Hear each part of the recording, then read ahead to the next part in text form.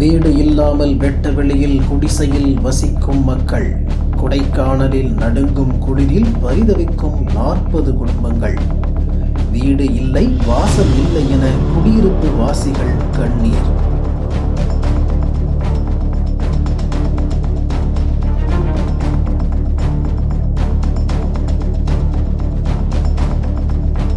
கொடைக்கானல் நாயுடுபுரம் பகுதிக்கு உட்பட்ட குருசாமி பள்ளம் பகுதியில் வீடு இல்லாத பொதுமக்கள் தங்களுக்கு தமிழக அரசு வீட்டுமனை பட்டா வழங்கி தங்களது குடும்பங்களின் துயர் நீக்க வேண்டும் என கோரிக்கை விடுத்துள்ளனர்.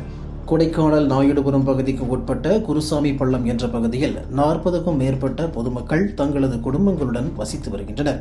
இதில் கூலி தொழில் செய்து வரும் பெண்கள் தங்கள் பெண் குழந்தைகளுடன் வாழ்வாதாரமின்றி பரிதவித்து வருகின்றனர். இவர்களது வாழ்வாதாரம் கேள்விக்குறியாகவே உள்ளது. குருசாமி பள்ளம் பகுதியில் அரசு தரிசு நிலத்தில் பிளாஸ்டிக் தார்பாய்களை கொண்டு வீடுகளை அமைத்து வசிக்கின்றனர். நாங்கள் இங்கே கொடைக்கானலில் தான் பரம்பரையாக இருக்கோம். எங்களுக்கு வீடு வாசல் எதுவுமே கிடையாது. அதனால நாங்கள் இந்த இடத்துல வந்துட்டு இப்போ நாங்கள் செட்டு போட்டு நாங்கள் குடியிருக்கிறோம். இவ்வளோ நாள் வாடகை வீட்டில் தான் இருந்தோம். இங்கே இப்போ இருக்கிறோம். எங்களுக்கு எப்படியாவது அரசு எப்படியாவது எங்களுக்கு உதவி பண்ணணும். எங்களுக்கு பட்டா போட்டு கொடுத்து இந்த ஒரு 40 குடும்பம் நாங்கள் இங்கே இருந்துக்கிட்டு ரொம்ப கஷ்டப்பட்டுக்கிட்டு இருக்கோம். அதனால எங்களுக்கு இந்த இடத்த எங்களுக்கு பட்டா போட்டு அரசு கொடுக்கணும் சார். எங்களுக்கு உதவி பண்ணணும். நாங்கள் எல்லாருமே இல்லாதவங்க தான், வீடு இல்லாதவங்க தான். எல்லாமே வாடகை வீட்டில் இருந்துட்டு ரொம்ப கஷ்டப்படுறோம். அப்பப்போ போங்கன்றாங்க. வாடகை கொடுக்க முடியல. எல்லாருமே கூலி வேலை பார்க்குறவங்க தான். அதனால் வாடகை கொடுக்க முடியல, ரொம்ப கஷ்டப்படுறோம். எங்களுக்கு அரசு எப்படியாவது எங்களுக்கு உதவி பண்ணணும் சார். எனக்கு வேண்டி கேட்டுக்கொள்கிறேன். எங்களுக்கு வீடு வாசல் எதுவும் இல்லை. வாடகை வீட்டில் இருக்கோம். வாடகை கொடுக்க முடியல. எனக்கு உடம்பு மேலே சரியில்லாத உடம்பு. 2 மாசத்துக்கு ஒரு தடவை வாடகை கொடுத்துட்டு இருக்கோம். அதனால வாடகை வீட்லயும் எங்களால இருக்க முடியல. வீட்டை காலி பண்றாங்க. இப்ப எங்களுக்கு வீடு வாசல் எதுவும் இல்லை. நாங்க இந்த இடத்துல செட்டு போட்டு இருக்கோம்.